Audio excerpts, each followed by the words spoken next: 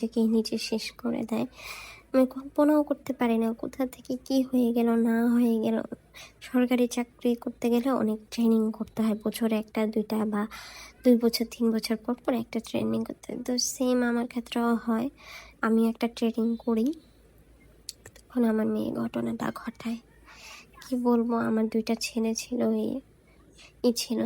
তো এরপরে পুলিশ অনেকবার জিজ্ঞাসাবাদ করে, বাট আমরা বলি আমার মেয়ের মাথায় সমস্যা, যার জন্য আমরা কাটাই ফেলি। বাট আমার মেয়ে মারা গেছে আজকে 1 বছর হয়ে গেছে। মানে আমি এখনো ভুলতে পারতেছি না আমার মেয়েকে। আমার ছেলেদেরকে নিয়ে আমি এখন বান্দরবান শিফট করছি। ওখানে আমি একটা সরকারি স্কুলে চাকরি করতেছি। আমার ওখান থেকে চাকরিটা বদলি হয়ে নিয়ে এসছি, সবার থেকে দূরে নিয়ে এসছি। এখন আমার আমার দেবর বা আমার শাশুড়ি কাউকে আমি কারোর সাথে কথা বলি না। এবার আমার ছেলেরাও বলেন, আমার হাজব্যান্ড বলে মাসে মাসে আমার শাশুড়িকে কিছু টাকা পয়সা পাঠায়। শুনেছি আমার দেবরও নাকি পালায় যে একটা জায়গায় বিয়ে করছে, এখন এটা নিয়ে নাকি মামলা মোকদ্দমা চলতেছে। মেয়েটাকে প্রেগনেন্ট করে ফেলছিল বিয়ের আগে, তারপর যে পালায় বিয়ে করেছে। তো তার জন্য তার মেয়ের ফ্যামিলি আর কি তাকে পুলিশ দিয়ে খুঁজতেছে, জেলও খাটছে। তো বলবো আল্লাহর বিচার করে কোনো না কোনোভাবে।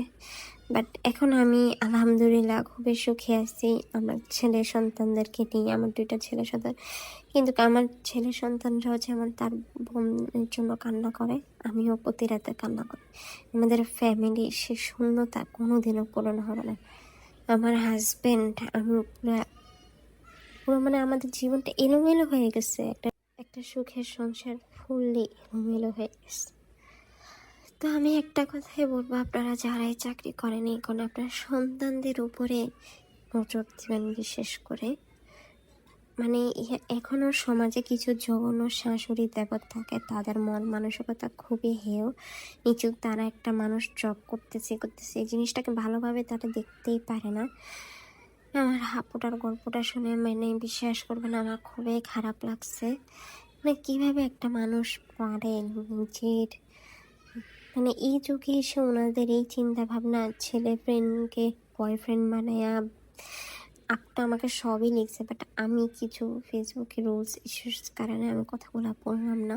আর বলতে গেলে না অনেক বড় হয়ে যাবে। আমি আপনার জন্য মন থেকে দোয়া করি, আপু আপনার মেয়ে যেন ভালো থাকে। হয়তো সে ভুল করছে, বাট আল্লাহ যেন তাকে ভালো রাখে। আল্লাহ আপনাদের সবাইকে ভালো রাখুক, আর আপনার শাশুড়িকে বোঝার হেদায়েত দান করুন।